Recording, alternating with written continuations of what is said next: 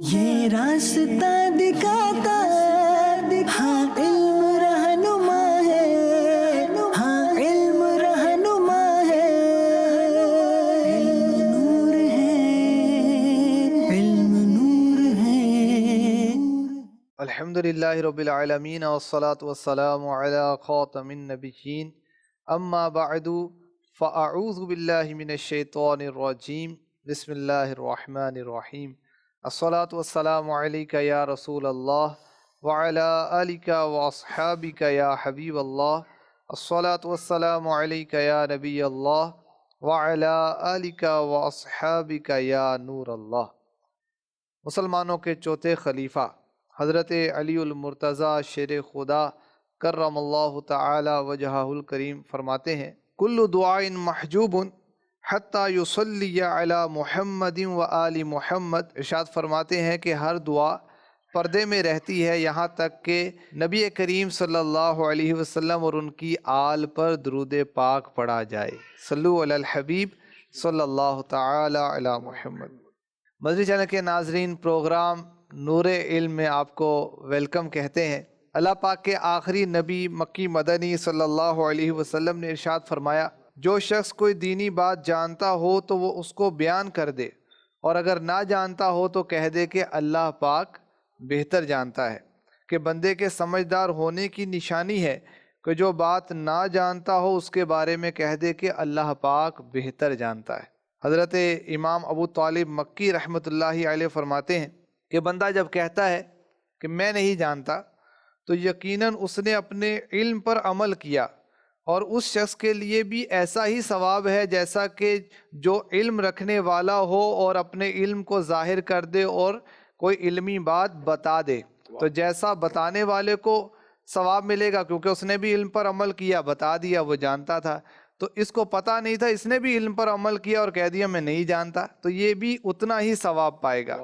بزرگان دین کا بھی یہ انداز ملتا ہے کہ جو چیز پتہ نہ ہوتی، جس بات کا علم نہ ہوتا، تو اس پہ لا ادری کہہ دیتے۔ حضرت عبداللہ بن عمر رضی اللہ تعالی عنہما کی خدمت میں حضرت عقبہ فرماتے ہیں کہ میں 34 مہینے رہا اور میں برابر دیکھتا رہا کہ آپ اکثر مسئلوں میں لا ادری فرما دیا کرتے، میں نہیں جانتا۔ حضرت ابن عباس رضی اللہ عنہما فرماتے ہیں عالم جب لا ادری کہنا بھول جاتا ہے تو وہ ٹھوکریں کھانے لگتا ہے۔ حضرت ابو دردہ فرمایا کرتے کہ لا علمی کی صورت میں آدمی کا لا ادری کہنا آدھا علم ہے۔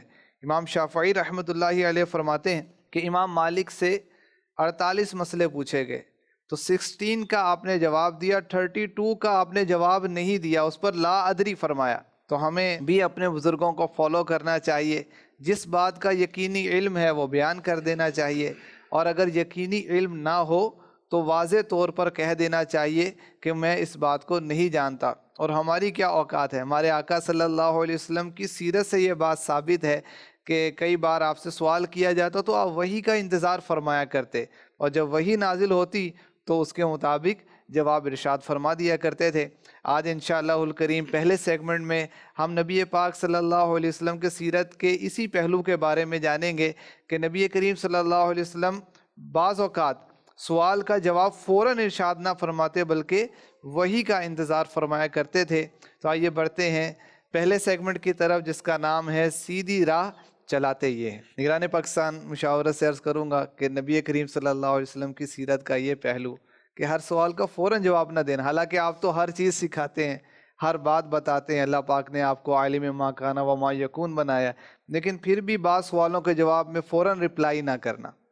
بسم اللہ الرحمن الرحیم۔ حضرت عبداللہ ابن مسعود رضی اللہ تعالیٰ عنہ فرماتے ہیں نبی کریم علیہ السلام کی ہمراہی میں تھا مدینہ پاک میں ایک کھیت میں، اللہ کے حبیب صلی اللہ علیہ وسلم کھجور کی ایک شاخ پر ٹیک لگائے ہوئے تھے، یہودی ادھر سے گزرے، ان میں سے چند ایک نے کہا ان سے روح کے بارے میں پوچھو، تو کسی نے کہا تمہیں کیا پڑی سوال کرنے کی، اور کچھ نے کہا نہ پوچھنا، کہیں ایسی بات نہ کر دیں جو تمہیں بری لگے۔ یہ یہودی آپس میں گفتگو کر رہے ہیں، انہوں نے کہا چلو پوچھو تو صحیح۔ بہرحال انہوں نے میرے حبیب لبیب صلی اللہ علیہ وآلہ وسلم سے روح کے بارے میں سوال کیا۔ اللہ کے حبیب صلی اللہ علیہ وآلہ وسلم نے خاموشی اختیار فرمائی، جواب نہ دیا۔ حضرت عبداللہ رضی اللہ عنہ فرماتے ہیں میں سمجھ گیا کہ آپ پر وحی نازل ہو رہی ہے، میں اپنی جگہ کھڑا ہو گیا۔ جب وحی نازل ہوئی تو آپ صلی اللہ علیہ وآلہ وسلم نے یہ آیت تلاوت فرمائی، وَيَسْأَلُونَكَ عَنِ الرُّوحِ قُلِ الرُّوحُ مِنْ أَمْرِ رَبِّي وَمَا أُوتِيتُم مِّنَ الْعِلْمِ إِلَّا قَلِيلًا۔ اور تم سے روح کے متعلق پوچھتے ہیں، تم فرماؤ روح میرے رب کے حکم سے ایک چیز ہے، اور اے لوگو تمہیں بہت تھوڑا علم دیا گیا ہے۔ جو آپ نے بات کہی کہ حضور صلی اللہ علیہ وسلم کا جواب دینے سے پہلے وحی کا انتظار کرنا بھی ثابت ہے، فوراً جواب دینا ہر بات میں ثابت نہیں ہے۔ تو اب اس حدیث سے کوئی مغالطے میں نہ پڑ جائے کہ اللہ کے حبیب علیہ الصلاۃ والسلام کو روح کی حقیقت کا علم نہیں تھا۔ امام نووی رحمۃ اللہ تعالی علیہ شارح مسلم آپ فرماتے ہیں اس میں حکمت کیا ہے کہ یہودیوں کے نزدیک یہ طے تھا کہ اگر حضور نے روح کے بارے میں بتا دیا تو یہ نبی نہیں ہے، تو اللہ پاک نے اپنے محبوب علیہ الصلاۃ والسلام کو حکمت اختیار کرنے کا کہا۔ اچھا، حضرت علامہ بدر الدین عینی رحمۃ اللہ تعالی شارح بخاری آپ کہتے ہیں اب عاشقان رسول علماء کے انداز ہی نرالے ہوتے ہیں۔ آپ کہتے ہیں کہ نبی پاک صلی اللہ علیہ وسلم اللہ کے محبوب ہیں، تمام مخلوق کے سردار ہیں، آپ کا رتبہ اس سے بلند ہے کہ آپ کو روح کا علم نہ ہو۔ آپ کو روح کا علم کیسے نہیں ہوگا؟ حالانکہ اللہ پاک نے آپ کے بارے میں بطور احسان فرمایا۔ کیا فرمایا؟ میں قرآن پاک کے آیت بھی سناتا ہوں، وَعَلَّمَكَ مَا لَمْ تَكُنْ تَعْلَمْ، اور تمہیں وہ سب کچھ سکھا دیا جو تم نہ جانتے تھے۔ میرے آقا علیہ الصلوۃ والسلام کی عظیم نعت بیان ہو رہی ہے، مدح بیان ہو رہی ہے، ثنا بیان ہو رہی ہے۔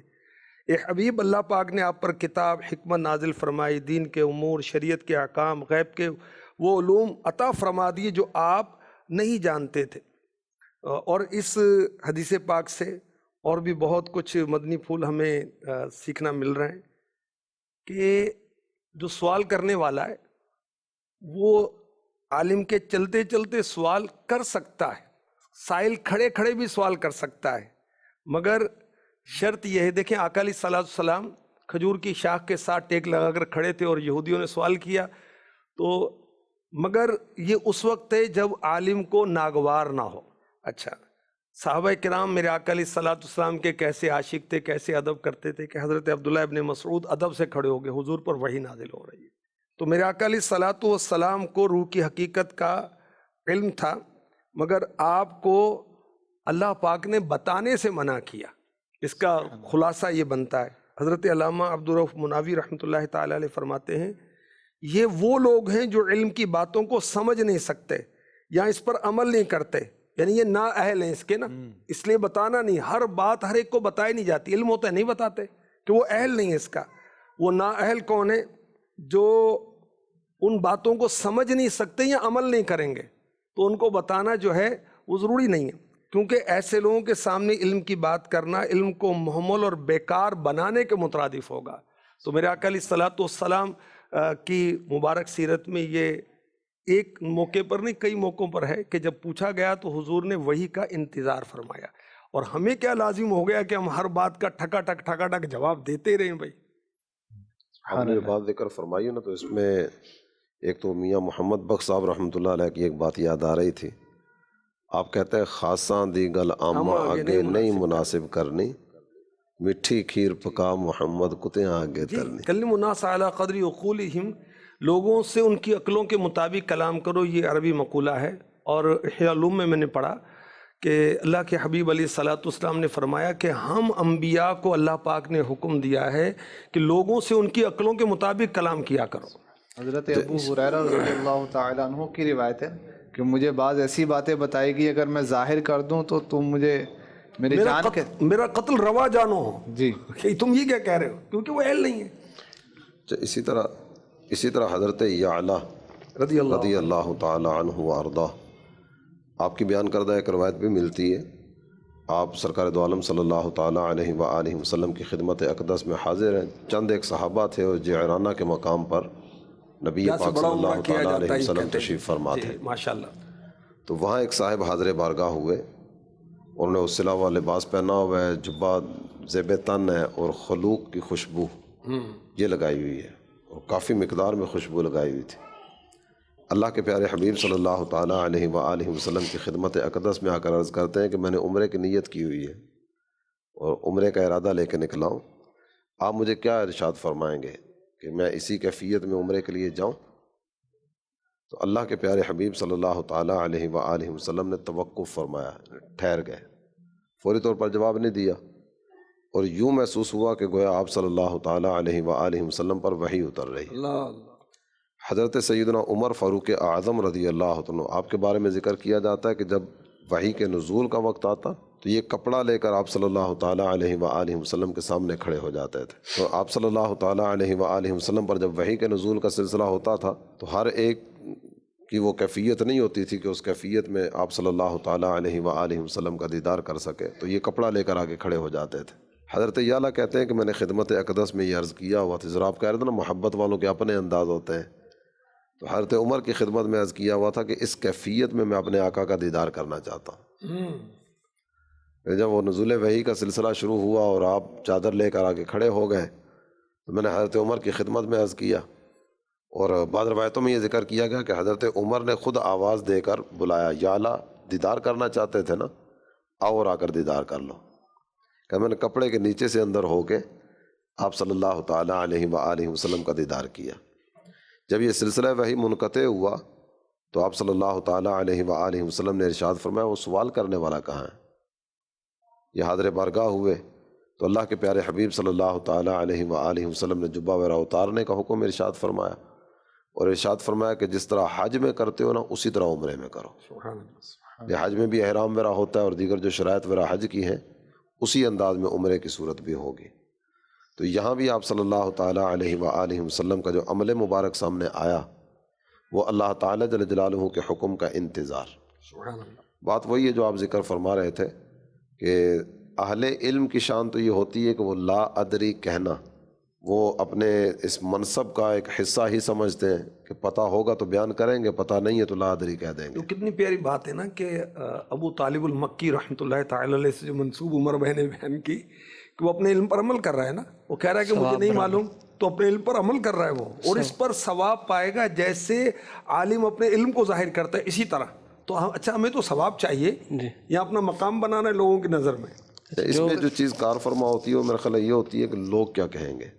اللہ کی پناہ، اللہ کی پناہ، اللہ کی۔ حالانکہ یہ لوگ کیا کہیں گے لوگوں کو اس سے پڑی نہیں ہوتی، یہ اسی میں وہ لگا ہوتا ہے لوگ کیا کہیں گے۔ اتنے سال آپ نے میرے خیال میں کیا یہ کیا تو آپ کو یہ بھی لوگوں کے درمیان عزت بنانے کے لیے پڑے ہم بھائی۔ نہیں، میرے خیال میں تو لوگ غلط مسئلہ بیان کرنے کے بعد جو کہیں گے اس پر سوچنا چاہیے، یعنی قبل اس کے کہ اس پر سوچیں کہ جواب نہ دیا تو لوگ کیا کہیں گے، اس طرف دھیان کریں کہ غلط مسئلے کا جواب دیا اور معلوم ہونے پر لوگ کیا کہیں گے اور پھر آگے کیا ہوگا۔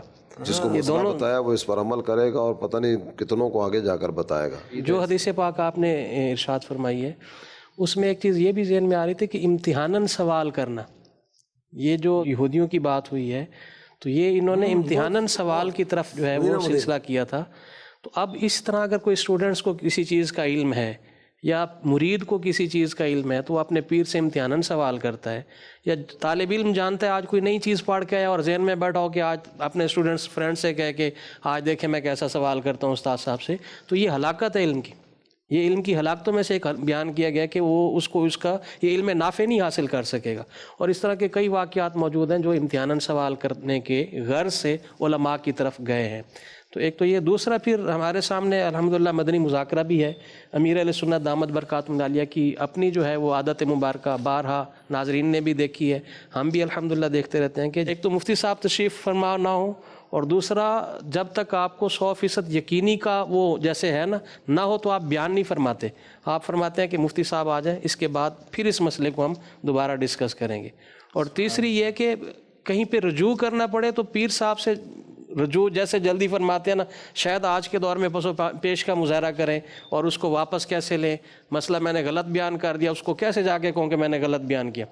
تو الحمدللہ علماء اور دیگر ہماری جو شخصیات ہیں ہمیں اس چیز کو سیکھنے کا ملتا ہے یہ کہ جس چیز کا علم ہو وہ بیان کی جائے، اور امتحاناً سوال کی صورت کرنا یہ یہودیوں کا گویا کہ ایک طریقہ ہے۔ ایک مفتی صاحب کی خدمت میں میری حاضری ہوئی، وہ ملتان میں جب بین الاقوامی اجتماع ہوا کرتا تھا، تو مفتی صاحب کہنے لگے کہ جو وہ بین الاقوامی اجتماع میں اذان دوبارہ کروائی تھی نا حضرت نے، میں بس اس عمل سے حضرت سے متاثر ہو گیا۔ میں کوئی وجہ تھی، وقت نہیں ہوا تھا یا کچھ ایسی غلطی ہو گئی تھی، تو امیر علیہ سنت نے اذان دوبارہ کھلوائی تھی۔ تو حالانکہ لاکھوں کا اجتماع ہے بس، لیکن دیکھیں کہ جو عقل سلیم رکھنے والے ہیں، قلب سلیم رکھنے والے، سلامتی والا ذہن رکھنے والے ہیں، وہ اس سے متاثر ہی ہوتے ہیں۔ اچھا نہ ہو بھائی، ہم نے اللہ کو راضی کرنا ہے، اس کے حبیب کو راضی کرنا ہے۔ ہر چیز میں تو لوگوں کا خیال نہیں کریں گے، بہت سارے امور ایسے ہوتے ہیں واقعی لوگوں کا لحاظ رکھا جاتا ہے، لیکن اللہ رسول کی ناراضی کے ساتھ تو لوگوں کو راضی نہیں کریں گے نا بھائی ہم۔ یہ لاکھوں یہ تاثر بھی شاید لے کر جاتے ہیں کہ اگر اذان دوبارہ نہ ہوتی، جنہیں پتہ تھا کہ یہ وقت سے پہلے اذان ہوئی ہے، جو بھی غلطی ہوئی کہ یوں بھی ہوئے تو اذان ہو جاتی ہے، بالکل وہ آگے جا کے اس کو بیان بھی کرتے ہیں، اس پر بالکل، عمل وہ بھی تو ہوتا ہے۔ ایک سلسلہ چل پڑتا نا پھر۔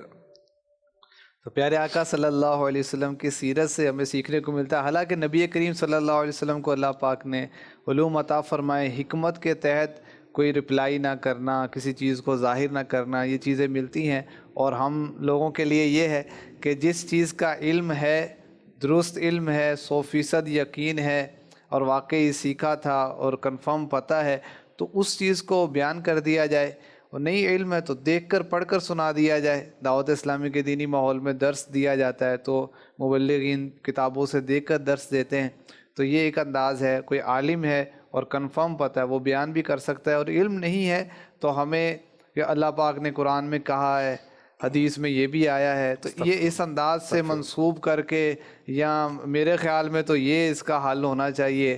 بعض اوقات پنچایتیں بیٹھتی ہیں اور خود ہی وہ بڑے بوڑھے جو ہیں وہ فیصلے کر رہے ہوتے ہیں، اور جو دین کے معاملات ہیں اس میں فیصلے کر رہے ہوتے ہیں، وراثت کے فیصلے کر رہے ہوتے ہیں، نکاح اور طلاق کے فیصلے کر رہے ہوتے ہیں۔ تو اس چیزوں میں ہمیں ڈرنا چاہیے، اور جو اللہ رسول کے احکامات ہیں اس کو فالو کرنا چاہیے۔ اللہ کریم عمل کی توفیق عطا فرمائے۔ آئیے پروگرام میں سوال شامل کرتے ہیں۔ السلام علیکم ورحمۃ اللہ وبرکاتہ۔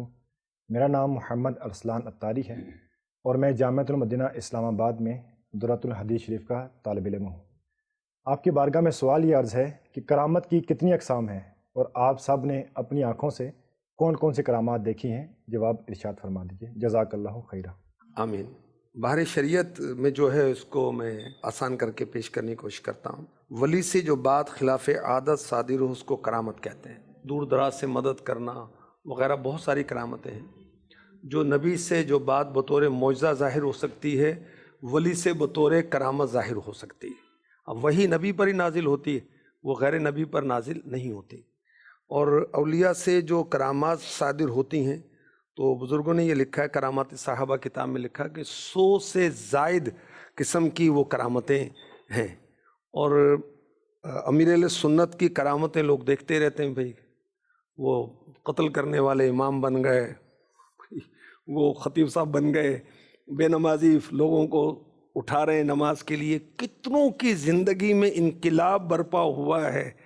اور ایک کیا اس کو کہتے ہیں، کرامت معنوی، جی، کہ امیر علیہ سنت دین اسلام پر، اللہ اس کے رسول کی فرما برداری پر، شریعت کی اتباع میں، صحابہ اور اہل بیت کی محبت میں کوئی کتنے 50 سال سے زیادہ استقامت کے ساتھ عمل کر رہے ہیں۔ کرامت ہے نا یہ بھی۔ اس کرامت کی طرف توجہ عام طور پہ کم جاتی ہے۔ تو خیر اللہ تعالیٰ نے امیر علیہ سنت کو اور کرامتیں بھی دی ہیں۔ اب ہم نے اور اولیاء کا نہ زمانہ پائے نہ صحبت پائی، تو ہم اپنے انہی کا اب کہیں گے جن ولی کی ہم نے صحبت پائی۔ اور مریضوں کا شفا یاب ہونا کتنی مرتبہ ہم نے دیکھا، امیر علیہ سنت کے دم سے، آپ کے جوٹے سے، آپ کے تبرک سے۔ اس طرح کی اور بہت کرامتیں ہیں۔ اللہ پاک امیر علیہ سنت کو سلامت رکھے، اور ولیوں کی عقیدت محبت ہمارے دلوں میں قائم رکھے۔ آئیے بڑھتے ہیں اگلے سیگمنٹ کی طرف، جس کا نام ہے ہمارے علماء پیارے علماء۔ رکن شورا سے عرض کروں گا کہ آپ آغاز فرمائیں، آج کس عالم دین کا ذکر ہوگا؟ آج اس عظیم ہستی کا ذکر کیا جائے گا۔ اللہ تعالیٰ جل جلالہ نے بہت ساری صلاحیتوں سے آپ کو نوازا۔ منصب قضات پر بھی آپ تشریف فرما رہے، قاضی عبد الرحیم بستوی۔ سبحان اللہ۔ کہ مسلمانوں کے امور کے فیصلے کرنے کے لیے آپ کی طرف رجوع کیا جاتا رہا۔ قاضی عبدالرحیم بستوی صاحب 1935 میں Siddharth Nagar U P India میں پیدا ہوئے، اور آپ کے والد محترم کا نام ہے ذکی الرحمن۔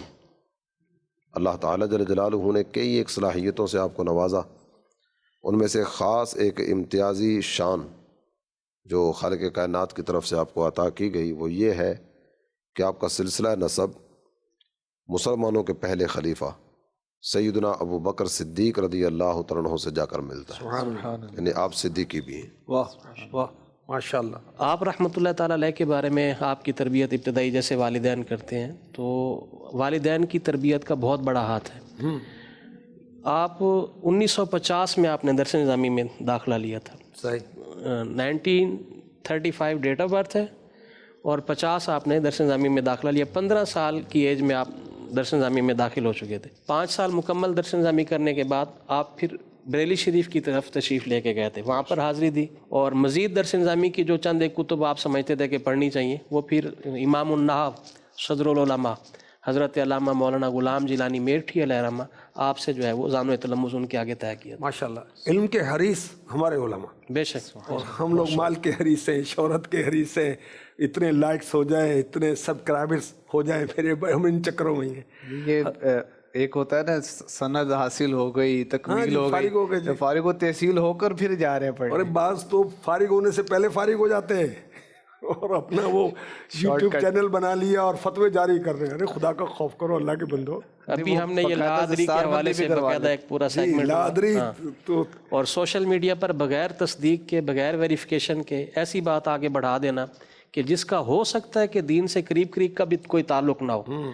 چند ایک باتیں مولا کائنات مولا مشکل کشا کے فرامین تو ایسے وائرل کیے جاتے ہیں جیسے یعنی بغیر کسی تصدیق کے، اور شرعی مسئلوں کو باقاعدہ جو ہے سوشل میڈیا کی زینت بنایا جاتا ہے۔ اللہ کی پناہ، اللہ کی۔ یہ اتنی یعنی کہ وعیدیں ہیں، سرکار کی حدیث پاک بھی ہے کہ جس نے میری طرف وہ بات کہی جو میں نے نہیں کہی تو وہ اپنا ٹھکانہ جہنم میں بنا دے۔ توبہ، استغفر اللہ، استغفر اللہ۔ حضرت مولانا عبدالرحیم بستوی رحمۃ اللہ تعالی علیہ کو فیضان رضا حاصل تھا، سبحان اللہ، سبحان اللہ۔ بذریعہ شہزادہ اعلیٰ حضرت مفتی اعظم ہند رحمۃ اللہ تعالی علیہ، مفتی اعظم ہند نے آپ کو خلافت عطا فرمائی تھی، اور اوراد و وظائف وغیرہ کی اجازت اور تمام کتب کی اجازت عطا فرمائی تھی، اور حضرت کی دینی خدمات سبحان اللہ، درس و تدریس، اور بریلی شریف کے مرکزی دارالفتاء میں فتاوی نویسی، اصلاح فتویٰ، اور مفتیان کرام کی آپ تربیت کیا کرتے تھے، اتنے بڑے مفتی ماشاءاللہ۔ اور آپ کے جو تحریر کردہ جو فتاوی ہیں اس کے ضخامت کے ساتھ 150 رجسٹر ہیں، 150، اللہ اکبر۔ قاضی عبدالرحیم بستوی رحمۃ اللہ تعالی علیہ کا اہل سنت پر ایک عظیم احسان بھی ہے، وہ یہ کہ جو اعلیٰ حضرت نے جد الممتار حاشیہ لکھا، آپ نے اس کو ضائع ہونے سے بچایا، اللہ اکبر، اور خود آپ نے اپنے ہاتھ سے اس کو نقل کر کے بعد میں چھپوانے کا انتظام کیا۔ بڑی بات ہے، آج کل تو پکچر واٹس ایپ یوں کر کے وہ ترکیبیں بن جاتی ہیں، اپنے ہاتھ سے لکھا حضرت نے، اور بہت ساری کتب جو ہیں آپ نے چھپوانے کا وہ التزام کیا، اہتمام کیا، تاکہ وہ کتابیں جو ہیں وہ ضائع ہونے سے بچ جائیں۔ اعلیٰ حضرت کے حواشی کو چھپوانے کا بھی انتظام کیا، اور باقاعدہ آپ نے بریلی شریف میں قادری بک ڈپو یہ قائم کیا، اور اعلیٰ حضرت کے 70 سے زائد رسائل شائع کیے۔ دیکھیں یہ بھی ایک کام ہے، اور ایک علمی اثاثے کو محفوظ کرنا اور اس کی ترویج کرنا۔ اب 40 حدیثیں پہنچانے والے کو خصوصی شفاعت ملے گی، اور قیامت کے روز علماء میں اٹھے گا، ہزاروں حدیثیں پہنچانے والوں کا مقام و مرتبہ کیا ہوگا؟ علماء کا مقام بہت عرفہ اعلیٰ ہے۔ اللہ ہمیں سمجھنے کی اور قدردانی نصیب فرمائے۔ مدنی چینل کے ناظرین، ان بزرگوں کی سیرت سے ہمیں یہ سیکھنے کو ملتا ہے کہ یہ علم کے بہت حریص ہوا کرتے تھے، علم سیکھتے تھے، مزید علم کی طلب میں رہتے تھے، اور پھر خدمت علم میں انہوں نے اپنی زندگیاں بسر کر دیں۔ اللہ پاک ان کے صدقے میں ہمیں بھی یہ جذبہ نصیب فرمائے۔ آئیے مزید سنتے ہیں کہ پروگرام میں ہم سے سائل کیا سوال کر رہے ہیں۔ السلام علیکم ورحمۃ اللہ وبرکاتہ۔ میرا نام محمد بلال ناصر اتاری ہے۔ میری حاجی شاہد صاحب کی بارگاہ میں یہ عرض ہے پیر صاحب کی یہ منقبت سنا دیجئے، تو ضیاء کی ضیاء الیاس قادری۔ ماشاءاللہ، آپ کا ذوق، مرحبا۔ تو فیضان رضا الیاس قادری، تو فیضان رضا الیاس قادری، تو ضیاء کی ضیاء، تو ضیاء کی ضیاء، تو ضیاء کی ضیاء، تو ضیاء کی ضیاء الیاس قادری۔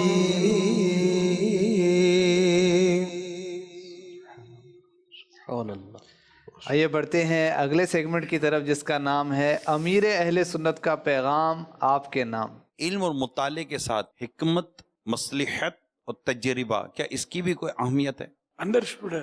علم اپنی جگہ پر ہے، تجربہ بھی بڑا نفع بخش ہوتا ہے۔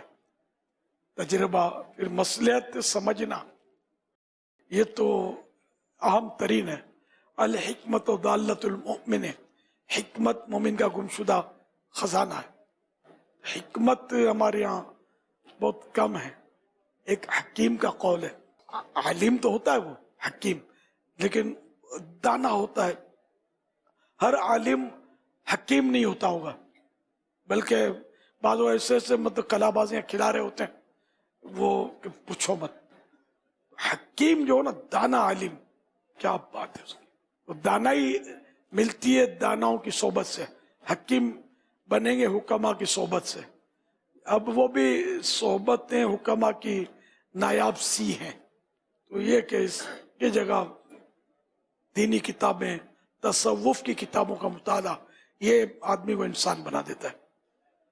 احیاء علوم پڑھیں، منہاج العابدین پڑھیں، کاشفۃ القلوب پڑھیں، قوت القلوب پڑھیں، سب کے ترجمے موجود ہیں، مکتبۃ المدینہ کے ترجمے آپ کے موجود ہیں، الحمدللہ پڑھیں۔